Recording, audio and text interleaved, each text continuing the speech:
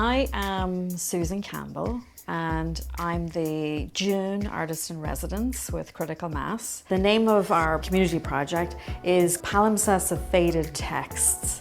Palimpsest can mean something that's faded or no longer there. It's basically a map, and it's a map that's made up of all of the typography found in the environment of Port Hope. We get together with the community and we go for long walks. And basically we're interested in gathering up the literal inscriptions found in Port Hope.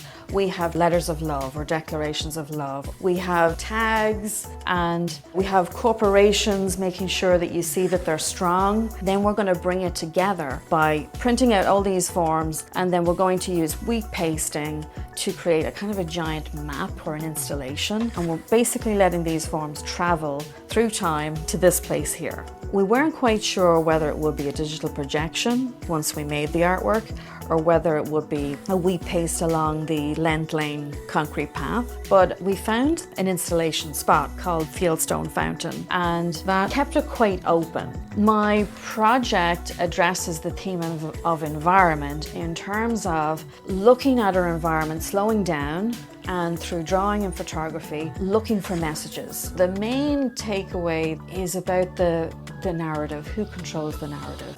My process is about the criticality of art. What questions can artists ask? And so it's really important to get the community involved in those questions.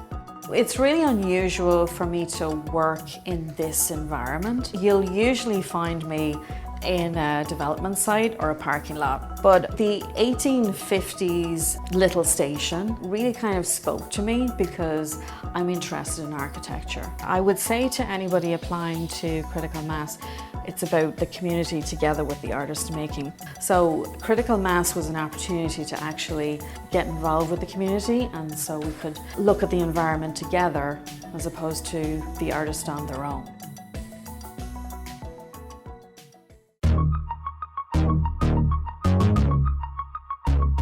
We're Mast Year Collective. My name is Alex and this is Freya, and we are the July Artist in Residence at Critical Mass.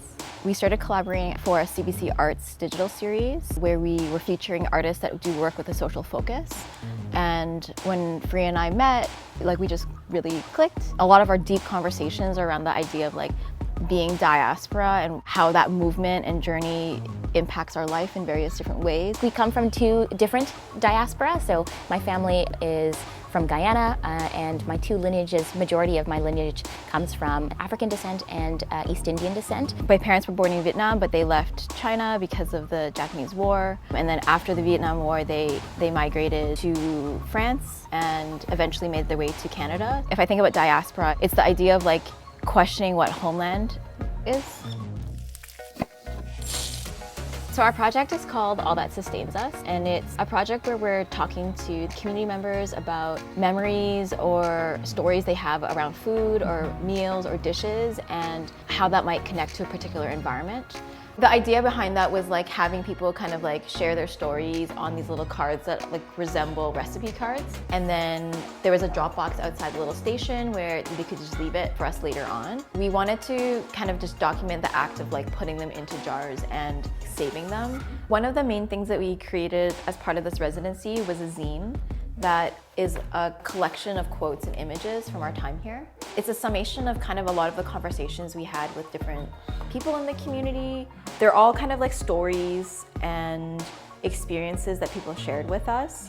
And we wanted to kind of reflect on what are these stories saying and what are some of the themes that kind of emerged out of it. Very strongly as a thread, it's the idea of home, the idea of family, the idea of being together, and how that is part of the reason why certain foods or certain dishes were so memorable. You take a chance, I think, a little bit when you do a residency. You're never sure what you're gonna make. Yeah. You're never sure what's gonna happen. What surprised me was how generous people were when they were talking with us. Folks are open to having the conversation around food, and then as we gain more trust and have a little bit more time and relationship with folks, getting a little bit deeper around food politics, the labor behind food. All of these things are intersectively connected to identity, movement, migration. I think the idea of eating together and being able to eat together is, I think, even more prescient right now with COVID and like not being able to go home or not being able to see your friend. Yeah. And the joy that comes with being able to share food and talk about food and eat together.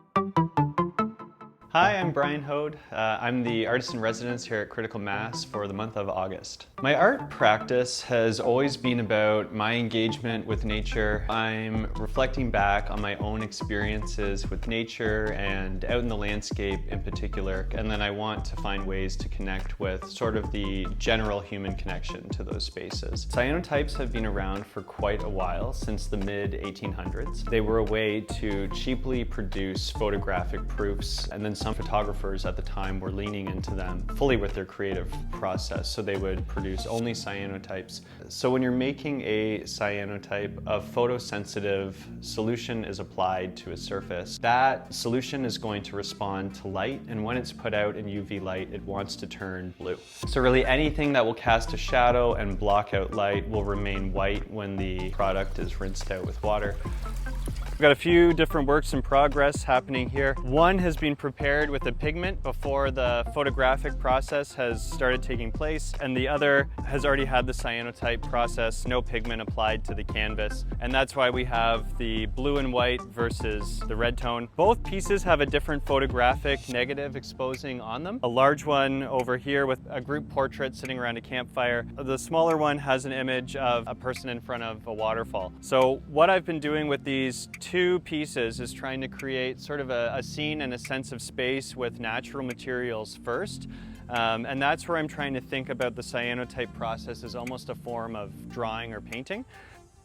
So I've tried to find different ways to engage with the community. You know, the most basic is to work out in front of the studio, but then there have been some more concrete events too that have been a lot of fun. We had a grab-and-go cyanotype station, and basically they could get a little setup kit from me, get the quick rundown on how to make their cyanotype, head out into the sun and make a print, and then when they came back, we had a button maker and they could turn their print into some wearable high art, we'll say. And then our second event was a teen workshop. I just thought, oh, that would be so fun if I can, you know, maybe engage with that younger version of myself that was looking for some of these things. We had to delay first because of the rain, and that is one drawback with cyanotype. You need the sun on your side. We went out to the Ganaraska River, and then we made some prints there, and then we got rocked with a thunderstorm and had to run back here all soaking wet. But again, in my mind, that is like a classic sort of summertime experience, right? You can plan the picnic but can't predict the weather. So I did grow up in Port Hope as well, so there's a really special thing to me about coming back and revisiting spaces. I do a lot of running, so I'm revisiting my old running routes, and I think about that sort of as mapping the space, and all of that is coming together for me in this project where I'm trying to approach working with nature in a new way.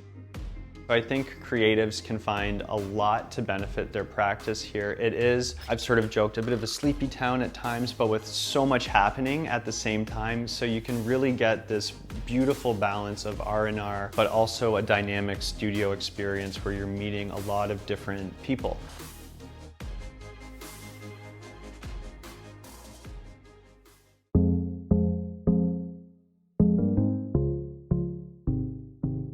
Hi there, my name is Lucas Morneau. I am from Cornerbrook, Newfoundland and Labrador, and I am the September artist in residence for Critical Mass. I guess I'm kind of mostly known for fiber art and for lens-based practices. My practice is situated within social activism. I tend to explore gender performativity and hegemonic masculinity and homophobia and how that permeates within our culture, whether it be in sports, within folklore and traditions, etc. For my residency project, I am currently working on an exhibition called the Queer Newfoundland Hockey League, or QNHL. It's a series of 14 fantasy league teams. All of them use pejoratives used against the LGBT community. So I have teams like St. John Sissies, Pasadena Pansies, Named Nancy's. I have a series of 14 hand-crocheted and rug-hooked jerseys, as well as some collectible hockey cards. This has been a project I've been working on for over a year now. Thankfully now I'm here finishing the last parts of the project, which happen to be the goalie doilies. For the goalie doilies, I wanted to create face forms that these doilies could either sit on or could be starched to create that classic goalie mask shape. Newfoundland has this mummering practice where men would dress as women and women as men. I was interested in how this form of drag that existed in Newfoundland wasn't viewed as drag, but was just viewed as this tradition. So I decided to take aspects of queer culture and drag and blend them with mummering and Newfoundland folklore and created this persona called the queer mummer. This was my first experience exploring gender performativity within my art practice. It was definitely a catalyst to create this QNHL project. Even looking at the goalie doilies, they also reference mummering. When people are creating these disguises from home, they're usually grabbing whatever they can find. And one of the more common disguises is to take a doily and put it over your face. Some ways that I engaged with the community with Critical Mass was through rug hooking workshops. We had quite a lot of people come out to a little outdoor event where a lot of people learned to rug hook for the first time. And we also had some experienced people come out to be a part of this small community of rug hookers.